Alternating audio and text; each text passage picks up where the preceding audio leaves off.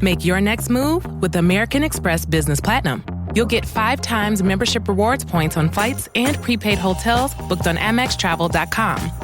Plus, enjoy access to the American Express Global Lounge Collection. And with the welcome offer of 150,000 points, your business can soar to all new heights. Terms apply. Learn more at americanexpress.com/business-platinum. Amex Business Platinum. Built for business by American Express. Auto insurance can all seem the same until it comes time to use it. So don't get stuck paying more for less coverage. Switch to USAA Auto Insurance and you could start saving money in no time. Get a quote today. Restrictions apply. USAA.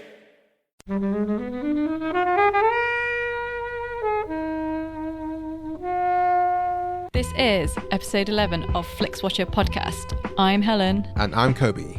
On this episode of the Flixwatcher podcast, we're going to be talking about Woman in Black, the post-Harry Potter, Daniel Radcliffe. I was going to say classic, but I'm not sure. It's not really a classic. We'll leave that for you to decide. On the show, we're featuring Felix and Tom from Wooden Overcoats, and we recommend you go and see them. Come find us on Twitter, tweet to us, agree with us, disagree. We're at FlixWatcherPod. The website flixwatcher.tv has full listings of each episode, and subscribe and review us on iTunes. As always, films reviewed in this podcast were available to stream on Netflix UK at the time of recording. There may be bad language and there may be spoilers. You have been warned. Welcome to this edition of Flixwatcher podcast, and today we are joined by Tom and Felix. If you want to say hello and introduce yourselves and tell us what podcast you're involved with. Hello, I'm Tom. And I'm Felix, hello. And we're involved in Wooden Overcoats, the podcast sitcom about 2 rival funeral directors. I can confirm that. And the film we're talking about today, guys, is Woman in Black. So who chose Woman in Black? And can you give us a brief rundown of what happens in it? I chose Woman in Black. Why? Why did I choose Woman in Black? I was inspired to choose Woman in Black by another guy involved in our podcast, David. He's the creator, is he? He is the creator, the head writer on the whole thing, and a big fan of this world of gothic horror and all the kind of the things that Mark Gatiss has made his current career on. Yes. Hammer horror, the classics. Yeah. Ghosts. So, yeah, David suggested that I might enjoy it. So you've not seen it before? I have seen it before, but I was going to originally see it with David, and then through a slightly convoluted set of circumstances, I ended up watching it with Tom. But I'm sure David will enjoy it at some point. I hadn't seen it for a while, though, so I didn't remember it very well. Sure. I remembered the ending.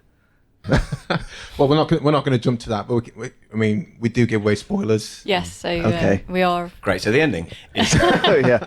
Daniel Radcliffe is in it. So give us what happens in The Woman in Black. Daniel Radcliffe is... it's the opening of Dracula, in that Daniel Radcliffe is miscellaneous legal. Well, it's Edwardian in this case instead of Victorian, but it's sort of 1900s. And he is sent to Yorkshire to... What's he doing? He's sort of inventoring and getting ready a house for sale. We couldn't quite work out what he's doing. Someone at one point goes, "Oh, you won't find a local buyer." And you think, oh, then he's trying to sell the house. So we assume he's looking for a deed. So for some reason, he has to go looking around all the scariest corners of the scary house. It wasn't ultimately that clear, but his job was on the line. His job is to get Daniel Radcliffe into a creepy house. Yeah. And he does that with aplomb. Yeah, gusto. He goes through... We noticed 2 trains. Yes, there are 2 trains to get there. There's a change. Yeah. Because there's the comfortable train and there's one and then It's the nice wooden bit of train. visual storytelling, isn't Yeah. it? It's like we're getting more remote and more rubbish Yeah. as you go. But as Tom pointed out to me while we were watching it, it's a very nicely designed uncomfortable train that's got very nice fixtures around the windows. Lovely woodwork. It's a very good woodwork. A lot of character. Yeah. That's all through the film as well. And A lot of character. Many characters. Well, mainly one character. 2 if you count the Woman in Black. Spoilers. But when we were watching it, and when the Hammer horror logo sort of came up, Felix went, "Oh, good," and you sort of know what that means. Yeah, because it does have that strange sense of. You said it felt very much like a 70s horror, but with modern cameras, which was a bit strange. Yeah, it's a little odd. It's very slow paced. There's not a lot of dialogue. There's a lot of long bits of Daniel Radcliffe, sort of shots of his face with enough blank space over his shoulder for something to appear over his shoulder. Yes. Yeah. They're a big fan of that shot. I'll tell you what, though. Can I cross-reference a different film? Yes, you can do, of course. Thank you very much. I wasn't that fond of Drag Me to Hell.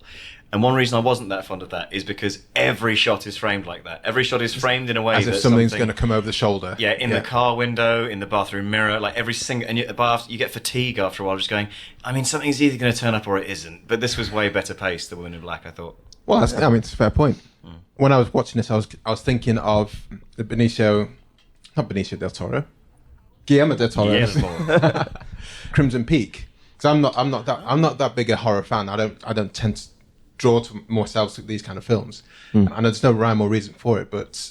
And that's probably why this was the first time I'd seen Woman in Black. So thank you very much for suggesting it. You're welcome. But the Crimson Peak had a similar kind of setup where there's a lonely house on an island stroke hill. There's some creepy shit going on there, and you're trying to work out what is the kind of truth behind it. And I don't know, here, I think obviously Guillermo del Toro is a craftsman. He does everything he does is beautiful, whether you like it or not. Ultimately, it looks amazing. Yeah. I wasn't so drawn into Woman in Black as I was to Crimson Peak, but I guess I watched Crimson Peak in the cinema. I watched this at home on my small screen TV, so that might be part of the reason why it didn't play out.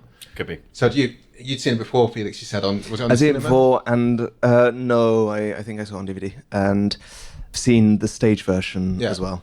Well, that's an interesting. Never read the book. That's an interesting angle. I mean, how we were talking, Helen and I were talking about how it would. How long was the stage? Was the stage after this film, or was it the stage been going a lot longer? Stage has been going for years. Yeah, that's what I thought. The film came out in 2012. I think I saw the stage version around about 2010, 2011. Yeah. So I was, fairly, not too long time between the two. And I don't remember the stage version well enough to tell you exactly whether the plot changes, but it's done in a very different way. Have you seen the stage version? I haven't, no, but I saw this at the cinema when it came out, and sort of my overall kind of feeling and what I've kind of taken from it is it feels very stagey in sort of the set design and kind of the feel. There's a lot of attention to detail and kind of making use of not really much happening with obviously atmosphere and noises and things like that. So that's kind of what I got from it originally, but I haven't seen the stage version, no. Well, one thing that I remember from the stage version is there's a lot more humour in it. I mean, really? This doesn't crack a joke. And there's Not really, there's no humour. There's a lot of physical humour because the stage version is brilliant, and it's a real kind of actor's test because there's only two roles in it who in my head are called the younger man and the older man. I don't know if that's the official script, but that's how I've always referred to them, and people have referred to them that I know.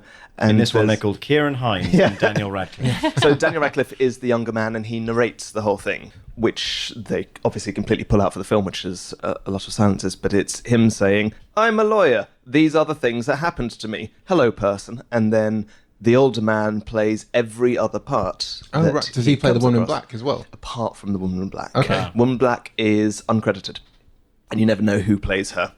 But all of the people that he meets, you notice it in the film that he goes from literally old man to old man. I say old, like late middle-aged to old man. Yes. Because that is kind of how the stage version the is innkeeper structured. and yeah. And they're always just one person on their own.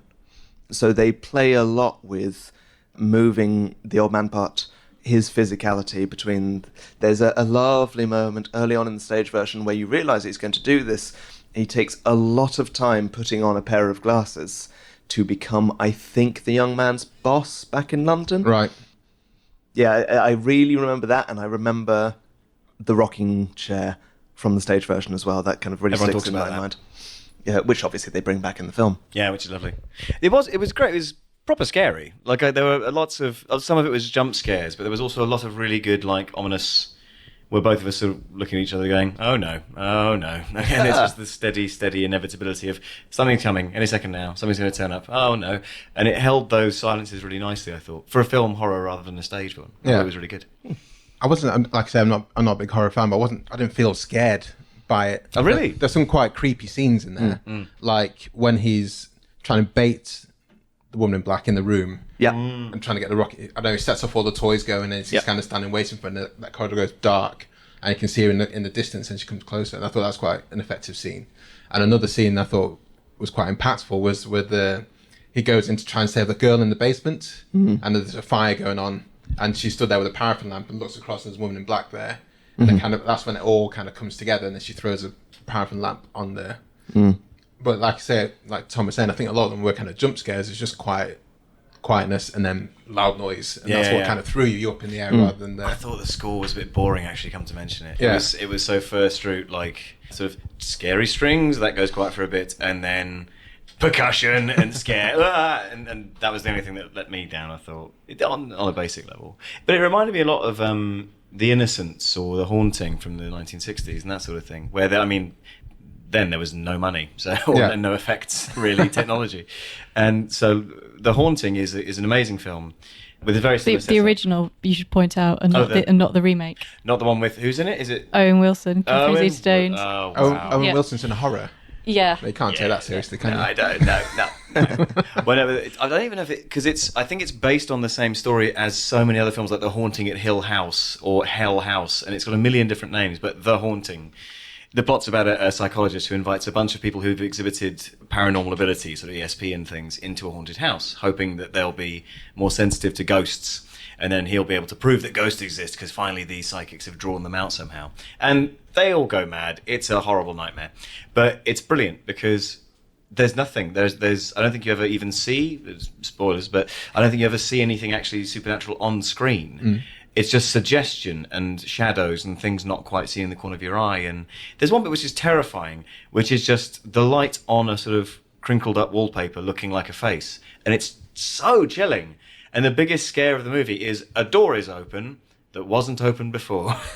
And there's a similar bit in Woman in Black, actually, where there's the whole, that sealed up room, that's never been open as long as anyone can remember. Yeah. And then just turn the corner and it's just sitting open in the jar. It's terrifying, yeah. That I thought it captured some of those moments really well. So you think because the lack of score you're saying there maybe didn't give the same atmosphere as The Haunting? Maybe not. It was just a bit predictable, really. I can't remember much about the score from The Haunting, but I'd almost forgive it because it's from the 60s. Well, it's Robert Wise as well. Is it? Yes. Ah, nice. Yeah, so it's part of the era. There's like the Cat People as well, all around that kind of era. Excellent horror. I'm quite a big horror fan, so didn't really enjoy this that much. I remember I saw it in the cinema and had kind of a little bit of a snooze halfway through. But what I do remember is obviously when it came out, because obviously it starred Daniel Radcliffe, obviously a very young fan base, and kind of when it came out there was a lot of kind of hysteria in cinemas, and a lot of people did genuinely find it absolutely terrifying because they were about 10 years old. Right. And this is their horror film. It's for them. them. I was reading about this. There were a lot of complaints after it because it got a 12A rating, because it's Daniel Radcliffe. And I think the sequel got upgraded to a 15. And they cut quite a lot of the things that would have made it a 15 officially. But I suppose it's very difficult to rate something on creepiness. Yeah, on how much it's going to really shit you up, basically, in a long-term capacity. Well, I don't know. I mean, it's... The only times it let itself down, I think, is when it got into that more modern Hollywood jump scares. Like, I did think that, distant shots of the woman in black and some of the ways they do those kind of classic, like, predictable horror movie scares. There's a bit with the condensation of the hand on the window. Yeah.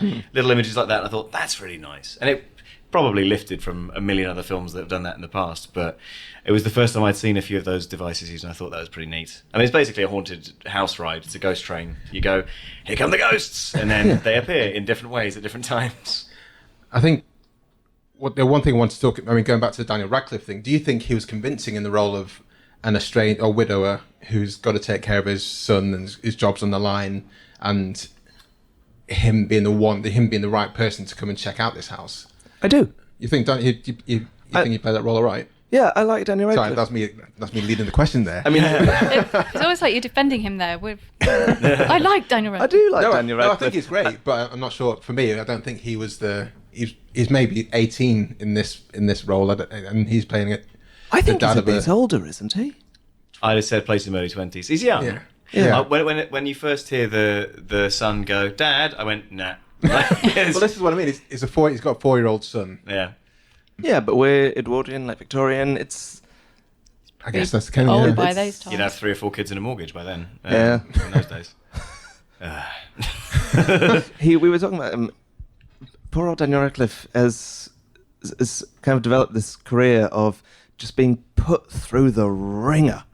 You can think of everything that he's put through as Harry. Then he's got this. Then his most recent one Swiss is Army Man. being a corpse. Yep. Yeah. Daniel Radcliffe. And before that, he was a Nazi. Oh no, he's playing a Nazi Was he? undercover. Oh, What's yeah. that? Is he a British fascist or something? Yeah, yeah. I've not seen that. That looks good, though. What is it? I think Anthropoid. I think it's called Anthropoid. Or Yeah. something. It's Imperium. Imperium. That's Yes, it. yeah. Presumably it's a sort of British Empire meditation. That's or right, something, yeah. I don't know, yeah. And it looks. I mean, I feel like toughening him up is a mistake. I feel like that's not the path that Daniel Radcliffe's going to take. But he's really nice and sort of washed out and Yeah. troubled looking. Yeah. I didn't feel that he changed much across the course of the film. And after seeing, a real ghost, you think you might actually develop slightly more. You might become slightly more shocked or traumatized. But I felt he sort of started at, I'm pretty traumatized about my dead wife, and then ended at, I'm still pretty traumatized about my dead wife. And that was kind of the journey. But he's good at being knocked about. Yeah, and filmmakers love knocking him about. For me, he does take on really interesting choices, and obviously he's done quite well to kind of shake off the child actor thing, and has made some interesting choices. But I never really feel as though he completely kind of pushes himself or really embodies that role. He's still he does it quite well, and he doesn't do it badly, but it doesn't quite feel he doesn't kind of go to Christian Bale lengths of kind of really getting into that role many and people. becoming something other than kind of, he's still kind of Daniel Radcliffe being nice and kind of giving it a good go. Yes. I picked up a bit of modern speak coming from him. So the way he was talking, there's that slightly kind of like London RP voice was coming out, which you get occasionally these days. But that was also slightly in the writing. Like, it's written very modern for such a period piece. Yeah. There was a moment, wasn't there, where was he speaking to Was the it, it's police okay chief? though?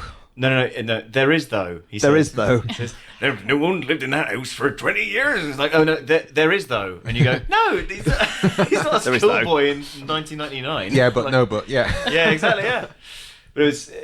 I quite enjoyed some of that stuff in a way. It really feels like, how you sort of get Van Helsing wearing bell bottoms in a 70s Hammer movie, because it's like, we're going to do a period, but we'll also make it cool and save a bit of money.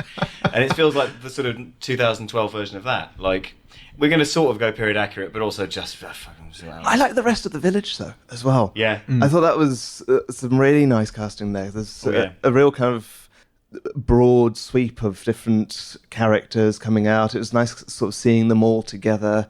You only ever saw them together at times of great tragedy because of the number of children that died. It gets through children in It this gets film. through children Yeah, at a it really does. cracking rate. Let's talk about that, because it wasn't scary, but this is a creepy story, isn't it? Yeah. And the woman in black is responsible for the deaths of she's a Of many yeah, children. of many children. She's horrible. Yeah, I know. I think we're all agreed on that point. Yeah. But it is, I do like that, because I assumed that it would be, knowing what I knew about the stage show, which is that it's very minimalist, very based around the sort of technical spectacle of how do we pull off these illusions with a bare stage and all that. I assumed it would be very, very minimal and we wouldn't get much backstory, having not seen the stage play or read the book originally. Yeah. Yeah. And being familiar with all those things like Whistle and I'll Come to You, which has to be like one of my all-time favourites, where you learn nothing about what the spirit is. I thought it'd be the same thing, where it's just like, oh, well, there's a mystery about what happened at this time and they'll leave it there. But then the actual backstory, I found you had a lot of sympathy.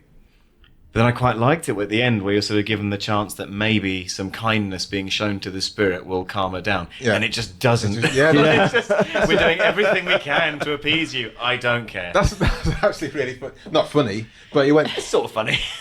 He dove into that bog, didn't he? He dove into the marshes. Yeah. Which is quite a horrible. As an actor, I would have thought that was quite a horrible scene. To I was film, thinking actually. that. In full period dress as well, in the That's it. tweeds. I don't know. It would also be heated kind of or fun. something. Yeah. Well, it was foggy night, so maybe they just I passed bet over you they steam. enjoyed that. I bet you there was a lot of laughing, a lot of Daniel covered in mud.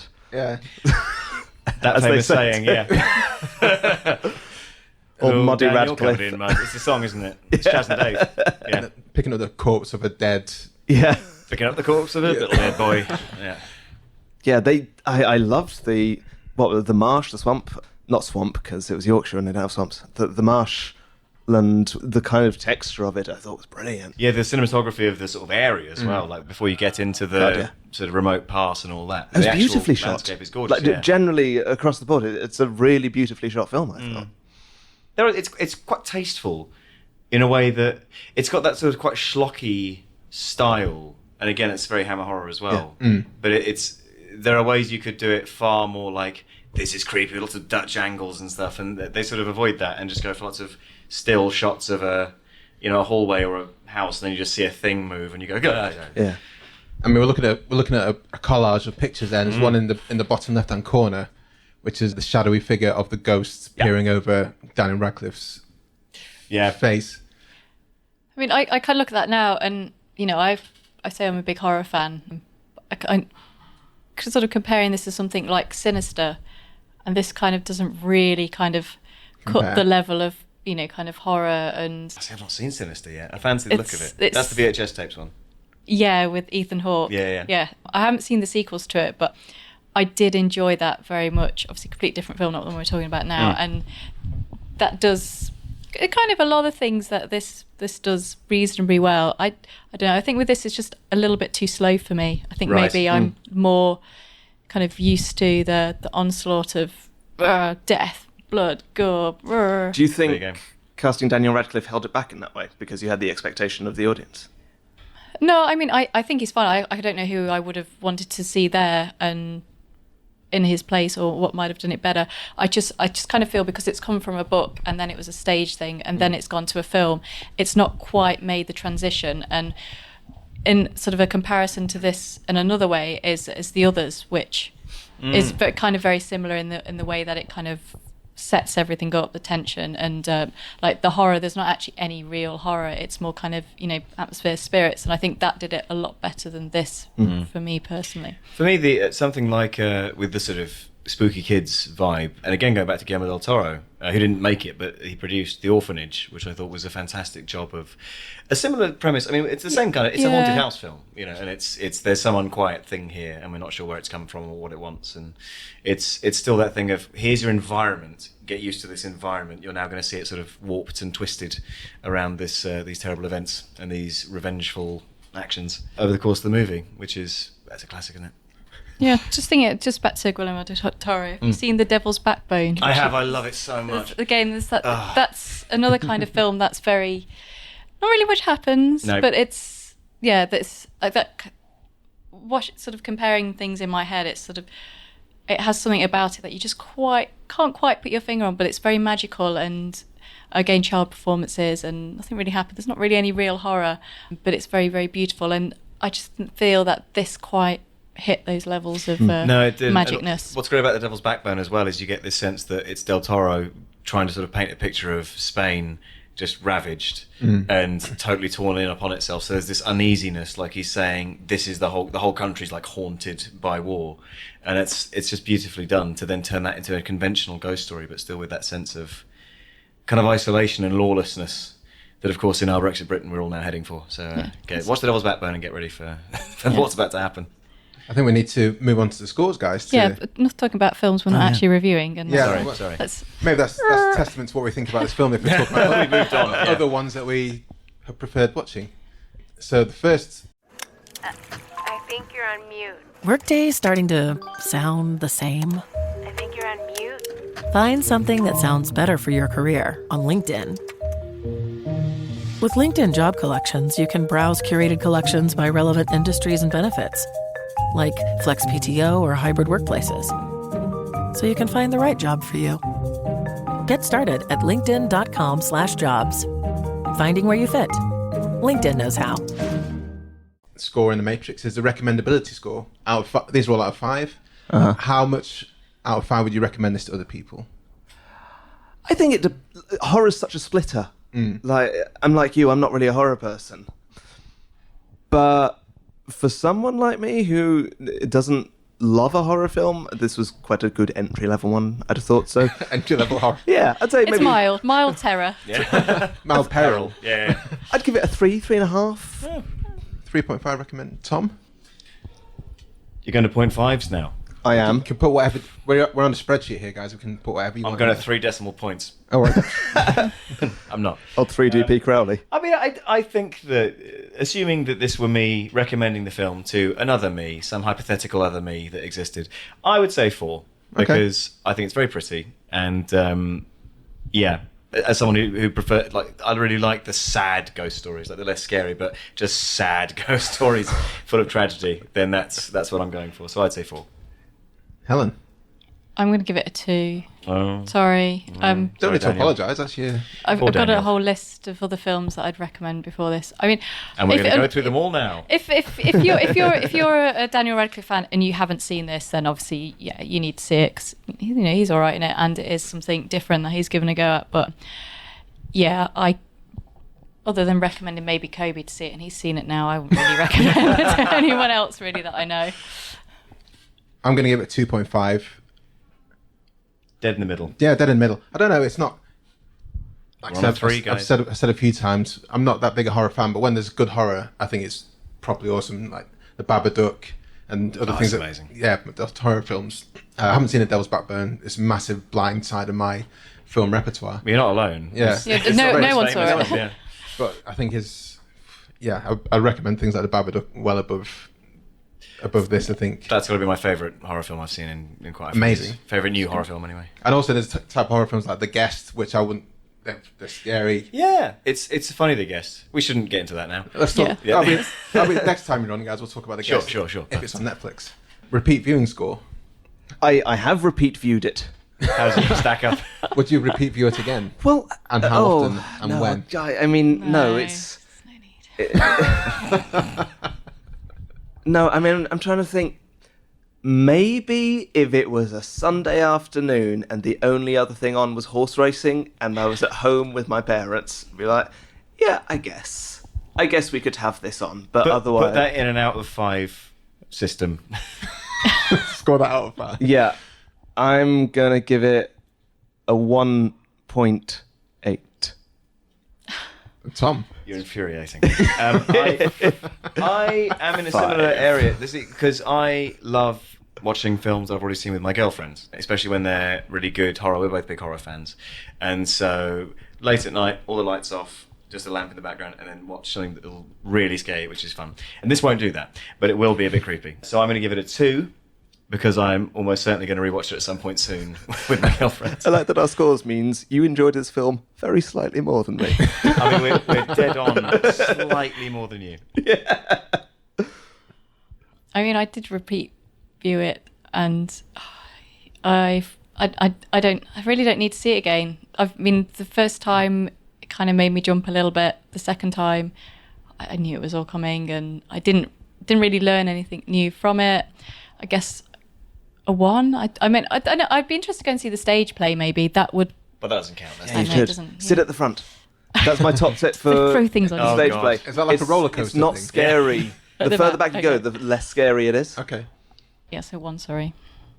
I'm going to give it a 1 as well. I don't think I'd be bothered, to be honest with you, to watch Fair it again. enough. I'm too nice. Small screens. How well do you think it represents itself on the small screen? Do you think it would work better on a big cinema? screen? Probably. Yeah. In a packed cinema, in the dark, it would probably really get you a bit better. Yeah. I think small screen it's a pretty diminished quantity. We watched it over croissants in Yeah. mid-morning. Yeah. I wasn't petrified, I'll say that.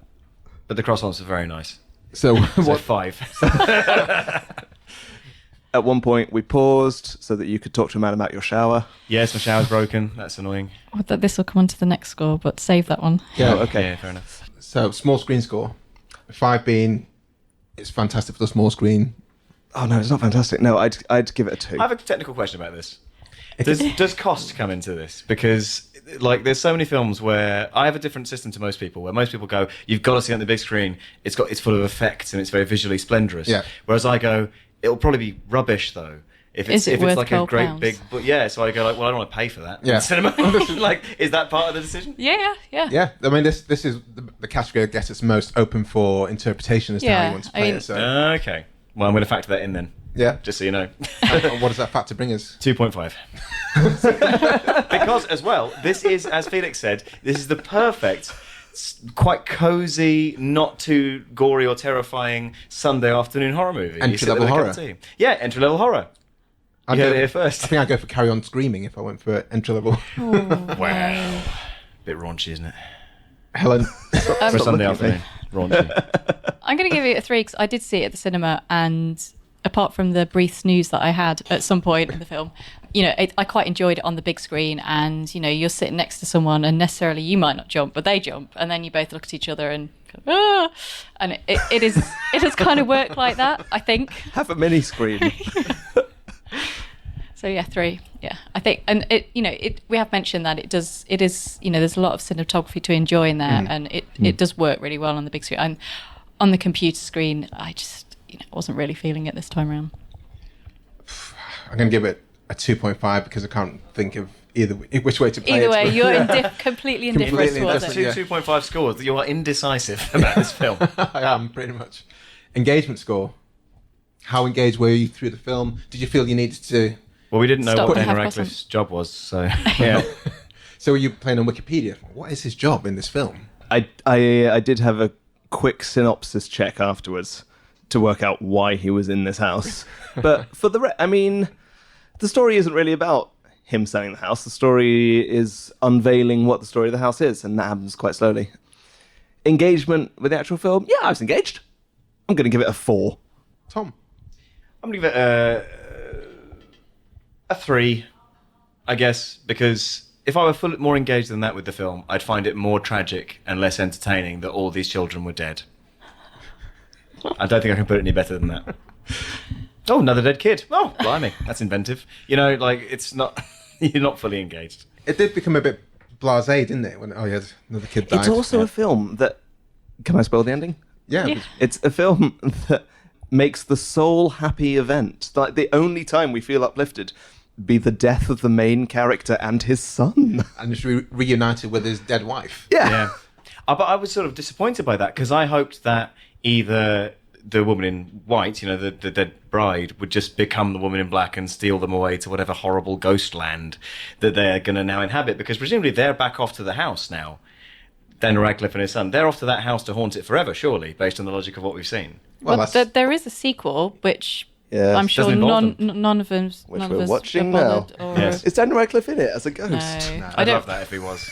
That would at least tidy that up. Is he the woman in black in The Woman in Black 2? Yes, he is. No, that would make me watch it. The man in drag. Helen, what your engagement score? I mean, it's kind of hard because I saw it at the cinema. I And had fell asleep. And fell asleep. That's got to give it a low score straight away. Yeah, and then off the bat. this time round, I was kind of faffing about on my phone, and I didn't really pay that much attention to it. I 1, yeah. Oh, no, but that's unfair because obviously I was more engaged the first time round. But this is a score based theory, on watching on Netflix, isn't it? 1. I mean, it doesn't really have I think the pace is too slow for me to have watched anyway. I think first time round on Netflix, kind of watched it sort of in the afternoon time. Either it wasn't that dark or anything. So 1. Sorry. Why do you keep on apologising? Why do you keep on saying sorry? Because it's not a bad film. I don't think it's a bad film. Slaved away. I know. I don't think there's anything particularly wrong about it, and I don't think it's made badly. And I didn't feel angry for it taking up my time. I just weren't interested. Yeah, and I should be really, because it's a horror film. But I'm going to give it a 2. I wasn't sure, like you guys, I wasn't sure what he was actually doing there. so yeah. I think that means from the off I wasn't really paying attention to what was going on there. So I think that's an indictment of... Do you know what else as well, though, is you don't really care about his dead wife. From minute 1 you go, she's just given circumstance. You don't know what she was like. Was she nice? What was their relationship like? You've got no clue. You're just like, yeah, his wife's dead. Get on with the tragedy. Let's go. Fair point. Well, I guess I don't really know what to say. Yeah. Well, yeah. I mean, generally, if it the credits were rolling and we were to give it a star rating on Netflix, I think we're looking at kind of a 3-star, which I'd say, it's kind of a 3-star film. It's a solid 3. Solid 3. It's all 3 of those stars I'd give it. Yeah, I'd agree with that. All right, 2.4 stars. Guys, do you want to give us a lowdown of who you are and where you came from? And where we can find you. Yeah, where I can find you. The Twitters and all these kind of places. Sure. The Felix is internet. from Brussels, so I am originally from Brussels. Yeah, that's So you can find me at Brussels. I'm Felix Trench. You can find me at Felix Trench. That's the usual place. I'm not giving you my phone number. go on. No. 07. You got it here. It's They've got it. 07. Fair enough. Well, there you go. You have a website. I do have a website, which is felixtrench.com. I mean, to be honest, if you put in Felix Trench, you'll get me. There's only one. There's not a lot of us. You killed the other one, didn't you? You'll get me, or you'll get a particular line of trench coat, which is the Villain Felix trench coat. Amazing.